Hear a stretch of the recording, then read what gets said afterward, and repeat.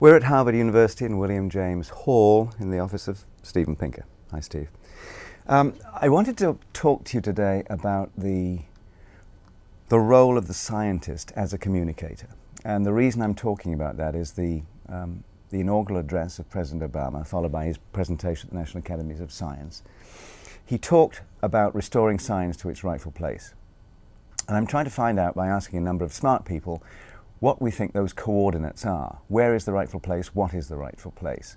Well, I think the rightful place of science is not as just another interest group or another constituency, some kind of priesthood of people who portray themselves as doing something fundamentally different from what journalists or intelligent, responsible people do. Science, in my view, is just continuous with knowledge, with rationality, with trying to figure out how the world works. Science concentrates on some aspects of reality, tries to achieve knowledge about it that's as solid as possible, but ultimately what science does is not different from what anyone else should be doing, including politicians, namely trying to figure out what kind of world we live in, what makes it tick, and make decisions based on our best understanding of the kind of world that we live in.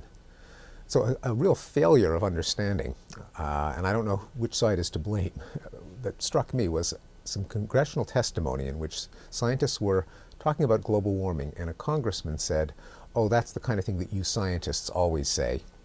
Now, something went deeply wrong in terms of the role of science in public discourse for him to blow off scientists as just another interest group. Because assuming that these scientists were doing their jobs halfway right, assuming that they were decent as opposed to awful scientists, what they were doing was presenting our species' best understanding of the world that we live in. Maybe they weren't communicating that. Maybe they were putting on white coats and disguising themselves as some kind of privileged oracle or priest. Maybe this congressman was just out of touch with what science is. But that's the problem that I hope that President Obama pointed toward a solution to. Okay, so on the one hand, you were saying that we shouldn't be, scientists should not be a separate kind of group, not a priesthood. They should be doing the same job as everybody else in society. On the other hand, you just also said that they are practitioners of a craft which delivers a kind of privileged information. Well, the facts of the matter, right? It oughtn't to be privileged in that you kind of hope that that's what journalists are interested in, what politicians are interested in. I mean, you can't run a country based on false premises. Otherwise, the effects of your policies will be the opposite of what you hope them to be. And ordinary citizens, we all want to know what's true and what's false, how things work, not how they don't work. I think that scientists, in order to reinforce that that's what science is all about, should, whenever they can, try to retrace the inferential steps that lead them to their conclusions. Not just we have announced, or it's a consensus among scientists, that the world is getting warmer and it's the fault of burning too many carbon fuels, but why that is compelling. What is the kind of evidence that leads a scientist to that conclusion, so that people will see that this isn't just one voice, it isn't just two sides in a he said, she said debate, but that there were reasons that led the scientists to their conclusions, reasons that any intelligent person could reconstruct, at least in broad outline, to be persuaded or convinced. Okay, so there was a report recently which I mentioned to you that came out, I think, in July or something, by the Pew organization, a poll that they did. And usually these polls go and talk to the public and find out what the public knows, what it doesn't know. In this particular instance, they actually asked, did a public survey. They also surveyed, in collaboration with the American Association for the Advancement of Science, the AAAS, Publishers of Science. They also surveyed some scientists as well. And the headline here says, "Public praises science, scientists fault public and media." And that's basically the case, that public love science, got the usual things wrong, about the sun going around the earth and all those sorts of things. But the scientists were pretty demeaning, to be honest, about public's understanding of so on. And I think Alan Leshner, at the end, the CEO of the AAAS, said that you know, one cannot just exhort. We all agree you should agree with us. It's much more interactive process that's involved. It's time-consuming, can be tedious, but it's very important. But there is obviously this disconnect. I wonder how much of that is specific to the United States, and in particular specific to the public's reception of the theory of evolution. That has become such and this is a poll, of course, in the 200th anniversary year of Darwin's. Yeah, that's right. So, sorry to interrupt. So that's the issue in which the American public deviates the most from the populations of other industrialized countries, and also the one in which there's the sharpest disagreement, I suspect, with scientists. I think for reasons, many scientists diagnose this as a problem of scientific literacy, that if only people were better educated about the facts, they would not be misled by creationist pseudoscience. There may be something to that, although I suspect that the deeper problem is that people have moralized the issue, that a belief in creation people equate with either an allegiance to some kind of community that you grew up with, that you want to feel solidarity with, or even a code word for are you basically amoral, or do you believe that life is guided by moral values? And they blend the morality with the science. And I think that's what drives a lot of the hostility towards evolution in this country. Yeah, just looking at one of the problems for science. Scientists' views of problems for science. Number one, public does not know very much about science. Major problem, 85%. Mm-hmm. So if the public doesn't know very much about science, whose burden is that? Let's not say whose fault is it. Let's say whose burden is it, whose challenge is it? And I think about this book just out by Randy Olson, who did the book, the movie Flock of Dodos. Its title is "Don't Be Such a Scientist," and its basic theme is, and he was a scientist, of course, and that became a filmmaker. That is there some way of conveying the information without being so geeky and condescending? Well, certainly condescension is a problem. Is geekiness a problem? Maybe people like their scientists to be geeky. Geeky's in at the moment. There's a certain chic to that, and people, I don't know if people necessarily want scientists to be hipsters, or even worse, faux hipsters. So let's go with geek chic, but let's deal with the condescending part. So. Yeah, the condescension is definitely. Not only is it not is it a losing PR strategy, but in some cases it may be wrong scientifically as a misdiagnosis of why people reject the lessons of science.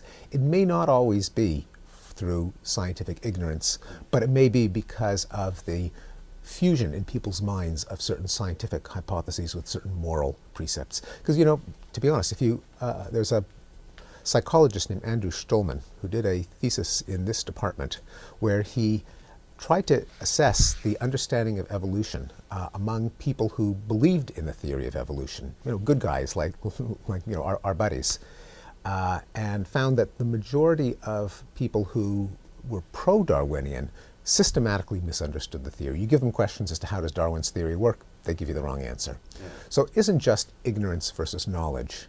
It's also affiliation with certain groups, and in a sense, it's an extension of the culture wars, the red state, blue state divide. And it would be, I think, shallow science on our part if we diagnose the problem as simply due to not enough information. Although surely more information is better, and surely clearer information is better. In particular, not just flooding people with conclusions or hitting them over the head with what scientists believe, but retracing the inferential steps. That is, why are scientists so convinced that Darwin's theory is true? It's not because, you know, you have your God, we have our God, Darwin's our God. That would be the worst way to convey it. It's rather, well, let's look at the fossil record. Let's look at how birds get to islands. Let's look at DNA. Let's look at embryos. This is the case, this is the brief for evolution. It's interesting that only in the last year or two have we seen books that simply lay out the case, the evidential case for evolution. Jerry Coyne, Richard Dawkins, Eugenie Scott have all come out with books that actually lay out the case, something that in all these years of books on evolution, no one had bothered to do. That is a positive sign. And likewise, in other debates such as global warming, the economy, health issues, to lay out the logic so that any curious person can then recreate in outline how scientists got to their conclusions. I think that would go part of the way toward remedying this gap. Well, but then I take your point, but the trick is how do you package the information in a sense? You mentioned that Richard has a new book out, Richard Dawkins has a new book out. The Greatest Show on Earth, I think it's called. Yes, that's right. That has been reviewed by said same Randy Olson in, was it Nature or Science this week or a couple of weeks ago, in which he said, you know, when he does the evolution stuff, great, but there's a lot of God delusion stuff in there, and he finds that part of it shrill. So plainly, there's something great here when you don't do a straight science delivery. And I think your point about the moral aspects emerging must be right. I think that's a large part of it. I mean, I think my own view is that often when scientists who make the case for atheism are called shrill, they often aren't that shrill. It's just right. that the message is so discordant with people's core beliefs that no matter how it was put, that's how it would come off. That's my view. A lot of things that aren't shrill are called shrill, I think. And it's not clear what to do about that. You can sugarcoat the message and say, well, you can believe in God after all, and in some conceptions of God, perhaps you can. But believing in a God who actually fashions organisms or who pushes DNA one way or another, if you let that in the door, you are failing to appreciate some of the beauty of the theory of evolution, which can account for design without a designer. Yeah, and let's talk about education for a minute, science education. We were out in Boston a couple of days ago. Here's a headline, Obama, this is about a recent speech, Obama ties education and innovation. He's speaking at the Hudson Valley Community College. By 2020, America will once again have the highest proportion of college graduates in the world. All right, so a push towards education, plainly restoring science to its rightful place. The importance of science education within that, since innovation is also being cited. So how does one sort of go about creating that kind of a package? And let me give you a metaphor at least here. The public television series I did some years ago called The Human Quest, there was a sequence in there where I got into a cab and drove around London looking for maps of the mind. I remember that, yes. And the reason I did that was that London cabbies have to pass a test called the Knowledge. The Knowledge, yes. In which they identify all these points of interest and so on. It's been my experience, and I experienced it yet again this morning coming to your office, that most cabbies in most cities in the world haven't the faintest idea where most stuff is. They are not required to have the knowledge as London cabbies are. Mm-hmm. And my metaphor with that would be that if you want to have an informed decision, you want to make an informed decision about science, then you ought to have some basic understanding of the science involved. But the question is, what kind of knowledge? Is it meta-scientific knowledge? Is it knowledge about the science and societal effects? Or do you have to have some of these facts of the matter? Oh, you absolutely. Yeah, you have to have some of the facts of the matter, and the debate as to whether one should teach scientific reasoning, critical thinking on the one hand, or scientific knowledge and facts on the other is a pseudo debate. You really can't have one without the other. I mean, people should know basic things like how old is the Earth, how did life arise, how did planets arise, but also how do you refine your own common sense reasoning in the direction of science? How do you evaluate a hypothesis that might be circular or unfalsifiable or empty? How do you, if you have an idea, how can you test it to see whether it's true or not? How can you avoid various kinds of fallacies?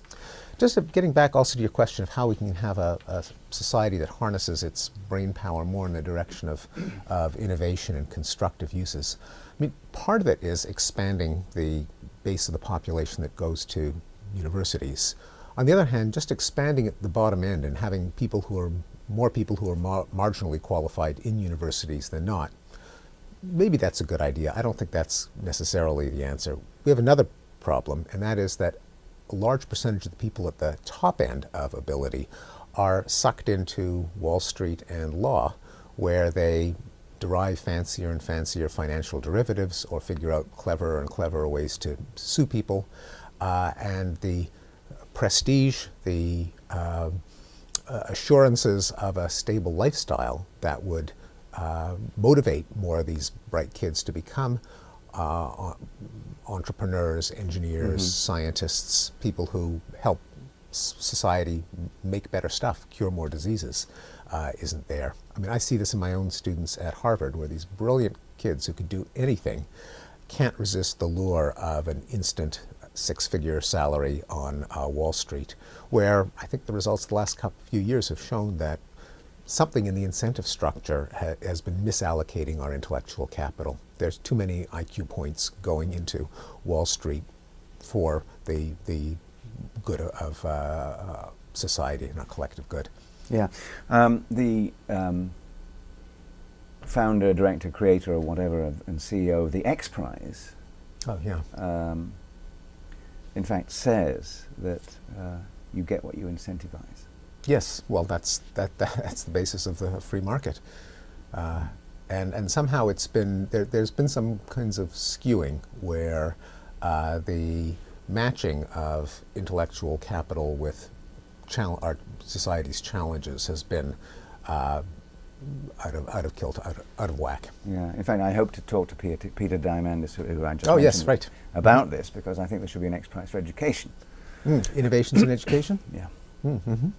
How that would look, I don't know, but Yeah. Another thing that I see is that in the university education, science and scientific reasoning are really not as emphasized as they could be. And I saw that going through the reform process at Harvard when we revised the general education requirement of our students. And our students still can kind of squeak by with 2 science courses, 1 semester each over their entire career, and then 1 course in critical, analytical, or quantitative reasoning. There are many Ivy League universities in which you can get by with 0 science courses. It's considered kind of a hurdle, a nuisance requirement to get out of the way, and not yet integrated into the rest of college education, which is a huge missed opportunity, not only because all citizens should be scientifically literate, but because science, I think, has so much light to shed on every other field in the university. And this is an opportunity that people in the humanities and social sciences and arts are not yet capitalizing on. Namely, the science of perception has enormous light to shed on visual arts and on music. Linguistics has a lot of insight to provide on literary studies and poetry. Moral psychology could illuminate justice and jurisprudence and political science. The wall between science and the rest of the curriculum, I think, is an antique. And given how enrollments in the humanities are plummeting nationwide, kids are going into business and studies instead, it might inject some more intellectual excitement into the humanities if it was better integrated with the sciences. I note that this is the 50th anniversary year of also C.P. Snow's 2 cultures, lecture, the yes. 2 cultures. Right. And we also just came back from the Santa Fe Institute doing some conversations with Murray Gell-Mann and other people. But at the Santa Fe Institute, and somewhat of a fixture there, as he's been for a number of years, is Cormac McCarthy, extremely well-known American novelist, who's also extremely well-versed in science. Uh-huh. So those, I think those barriers that you talk about need to go. Yeah. I mean, not just for it's not an imperialist exercise of science. On the contrary, it may be a kind of lifesaver for the humanities, which by their own admission are endangered within the university and society at large. Let me suggest something to you that I've claimed before in a conversation we've had that one of the great things about science is that it is storytelling, and there's an immediate reaction. People say, well, no, you can't just be storytelling, you have to have the facts and so on. But at its root, there's a storytelling aspect to it. And part of the storytelling of science is the history of science, the great achievements that led to all these sort of things. Not the personalities, but the the personal narratives of their endeavours and their quest for knowledge, if you like. History of science is a large part of Harvard. This place has got an amazing history of science department. Yeah. The chair is Anne Harrington, you have Peter Gallison, you have Steve Shapin. Do you agree with me, first of all, that history of science is a good thing?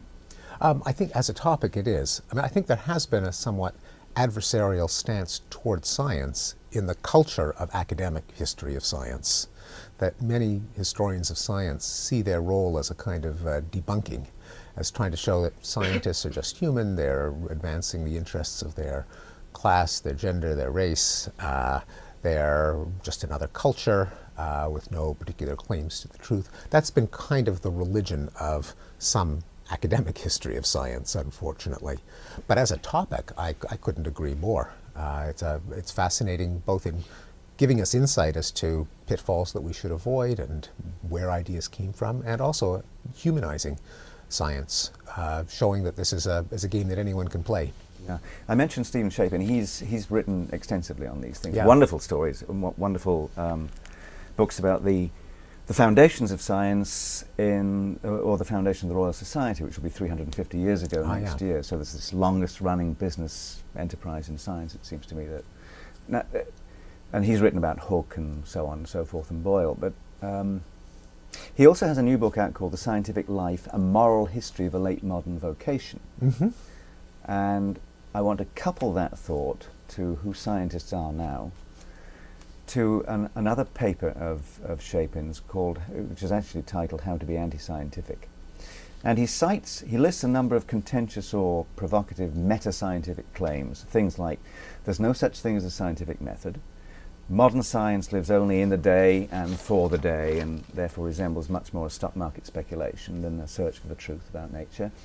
New knowledge is not science until it's made social. These are the things that you hate, I know. An independent reality in the ordinary physical sense can neither be ascribed to the phenomena or the agencies of observation. Scientists do not find order in nature, they put it there, and so on and so forth. Modern physics is based on some intrinsic acts of faith. Scientific community is tolerant of unsubstantiated just-so stories, and so on and so forth. And then he pulls a little twist at the end and says, sorry, I've been kind of hoaxing you. These are all things that have been said by scientists. Oddly enough, by Steve Weinberg, Jacob Bronowski, Dick Lewontin, and so on and so forth. So the sense of what science is, what it can do, what it ought to do, and so on, is still this contentious thing. And I think that the public perception is that it's supposed to deliver certitude, hence these relativistic issues that are going on here. But plainly, we know that it doesn't deliver certitude. You pick up the newspaper 2 days ago, recently, and you'll see some story about, the thing about the depression gene wasn't quite right. Well, I mean, I don't think any scientist would say or claim that it delivers certitude, but it is designed to increase confidence. That's different from certitude. As evidence comes in, you revise your beliefs accordingly. But if we didn't have some kind of accumulation, if we didn't get a better and better picture of reality, albeit never certain, then there'd be no point in having science if it was just shifting fashion. That, I think, very much speaks against the scientific spirit. You've got to be careful about those quotes where scientists sound relativistic. Usually they do that when they're criticizing their opponents. It's a view that I call relativism for the other guy. Your views are shaped by society, etc. They never seem to apply that to their own views.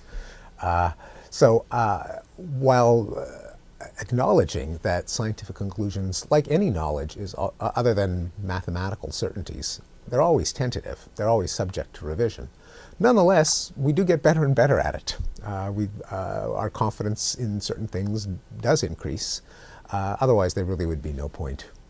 Yeah, so your point reminds me of the famous scene from The Ascent of Man where Bronowski is at the pool at Auschwitz and he's talking about the dangers of a quest for certainty. Yes, that's right, for especially ideologies that claim. That's right. And he quotes Oliver Cromwell in the end, I beseech you in the bowels of Christ. Think it possible that you might be mistaken. It's a terrific expression. And I think that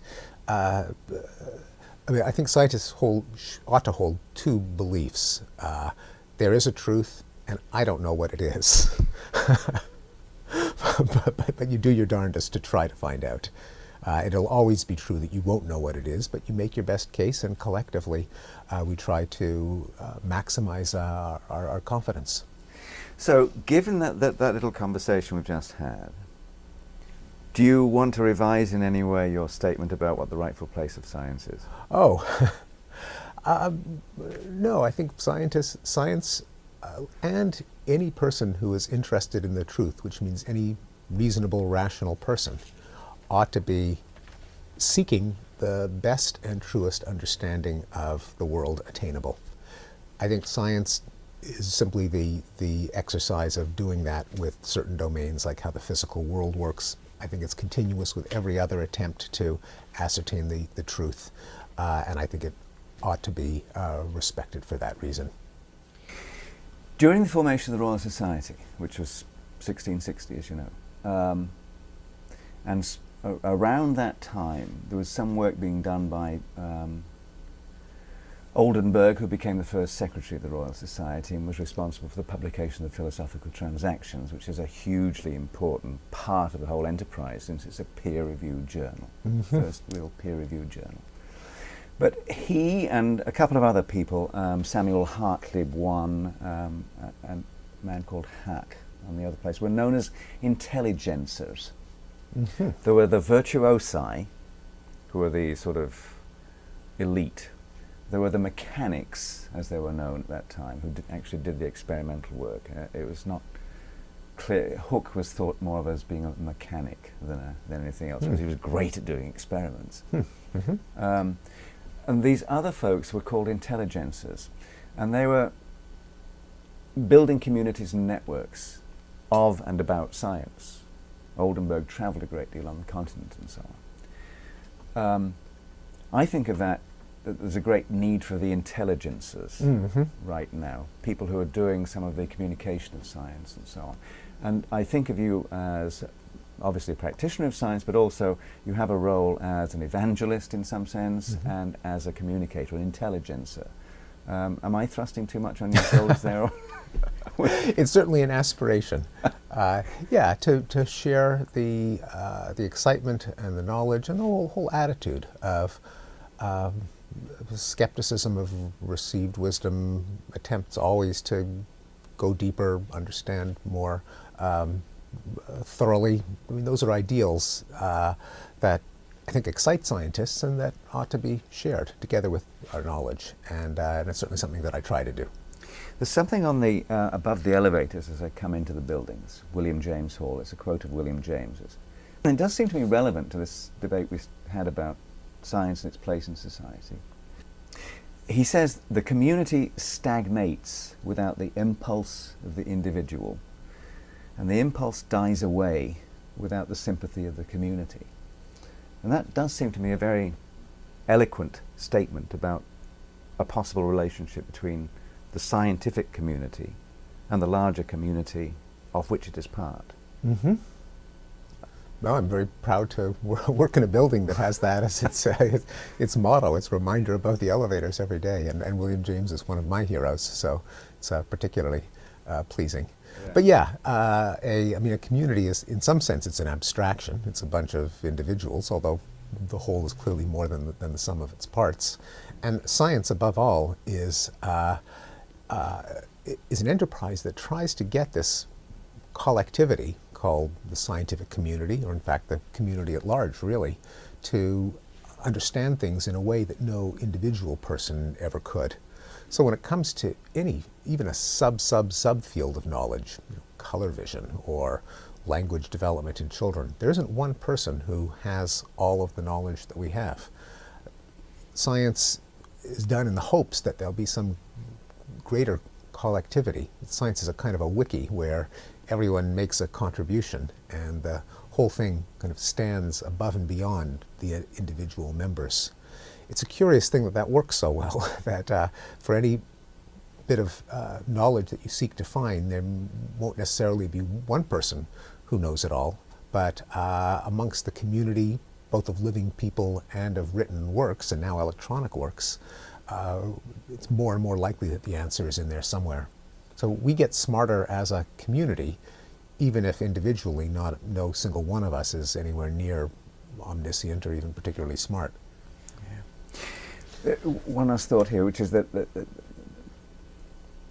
in pursuing these conversations that I have with, as you know, many people across a great many disciplines, we're just doing something about aging, for example, asking leading experimentalists and theorists in the field if there is a standard, if there is an agreed upon theory of aging, if we all agree that there's a natural cap on our human lifespan, if there's a use-by date and so on.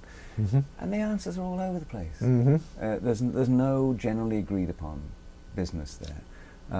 If we talk about how scientific theories are approved by the community of scientists, you know, you can have the people who still think that Tom Kuhn had some validity, and there are these paradigm shifts, and suddenly the normal science shifts. There are people who use the phrase that you used about falsifiability, which comes from Karl Popper and so on, and the Popperian and Kuhnian views are frequently at odds. So I think the point I was making about the public perception of science is that if there is this apparent inchoateness, this disarray, this, I don't know, why should we be expected to know what's going on as well if they don't? Right. Well, you're getting a biased sample when you look at the frontiers of science, or the cutting edge. People are working on exactly the topics where we have the least certainty. Otherwise, there'd be no point in working on them. So when you look at the cutting edge, you're ignoring the kind of the heft of the back of the axe, that of all of the knowledge that was controversial 50 years ago, but kind of have settled down since then. There are a couple of books that have come out that have roughly the same title. One was by Ramón y Cajal, one was by Peter Medawar, and they're both sort of advice to a young scientist. Ah, yeah, right. What would your advice to a young scientist be? Know your own strengths and weaknesses. Study yourself, your history of what excites you, what you're really good at, and try to match yourself to some area of science or some niche that matches your own portfolio of talents. Science, blessedly, is an eclectic enterprise. There are some people who are wizards at experimentation, others who are modelers, others who are theoreticians. Scientists have to be able to do all of those to some extent, but the weightings of the different parts of the portfolio differ by field, by subfield, and by topic. Know what you're good at, what gets you out of bed in the morning with that sense of excitement, and try to match yourself to the sub-discipline where those gifts can best be put to use. Now, did you follow your own advice? Yeah, I did. I picked cognitive psychology, which is an empirical field, but one that probably has more theory than a lot of other fields in psychology, but isn't a purely theoretical enterprise either. And I consider myself someone interested both in theory and data, in cosmic questions like what is human nature, but also in nitty-gritty empirical questions like how do kids learn irregular verbs. And I picked a field in which I could put both of those interests to use. Optimistic about the state of science at this point? Absolutely. Yeah, extremely optimistic. Steven Pinker, thanks very much. Thanks, Roger.